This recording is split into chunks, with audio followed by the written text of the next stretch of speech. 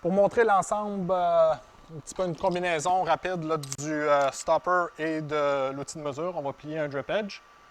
Donc, rapidement, vous savez, je ne sais pas si vous n'êtes pas au courant, l'idée du butoir Just Bend, c'est pour restreindre la profondeur de la plieuse. Ça fait que ça vient en paire et puis ça s'ajuste sur la largeur de la plieuse au complet. Et puis même chose avec l'outil de mesure, il s'ajuste partout.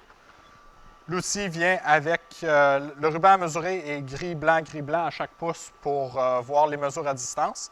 Et puis il y a aussi un ruban rouge qui calcule le décalage d'un pouce et demi que le couteau offre. Fait qu'on n'a plus besoin de mesurer ça. Moi, personnellement, si j'utilise le couteau ou pour faire les coupes, je préfère utiliser le butoir. Et puis par la suite, pour faire mes plis, j'utilise l'outil de mesure. Fait que on va vous montrer un petit flashing en Z rapide pour montrer un petit peu la combinaison des deux. Donc pour faire notre flashing, on va avoir besoin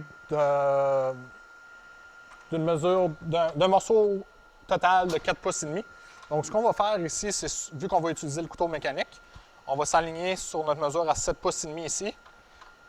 Vu qu'on a la forme dans ce sens-ci qui dépasse, ça nous donne 3 pouces de décalage. Fait que notre mesure à 7 pouces et demi moins le 3 pouces nous donne vraiment 4 pouces et demi. Fait que maintenant que nos deux butoirs sont ajustés, donc maintenant qu'on a restreint la profondeur de la plieuse en utilisant le butoir Just Bend, on fait juste pousser la feuille dedans jusqu'à temps qu'elle accote. Et puis on sait qu'elle est à la bonne mesure avec le couteau. Parce que notre ruban rouge ici calcule notre décalage pour le couteau. Donc on fait notre coupe. Maintenant qu'on a fini avec le couteau, on n'a pas besoin de chercher où le mettre. Est-ce qu'on essaie de le mettre dans notre ceinture ou on le met par terre, on le met sur une tablette plus loin. Avec le nouveau support Just Bend, on s'assure qu'il est près de où on en a besoin.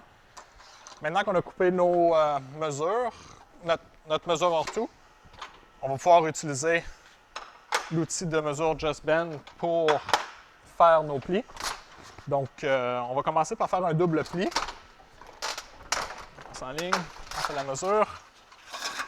On peut même faire notre serrage complet sans que les brackets interfèrent.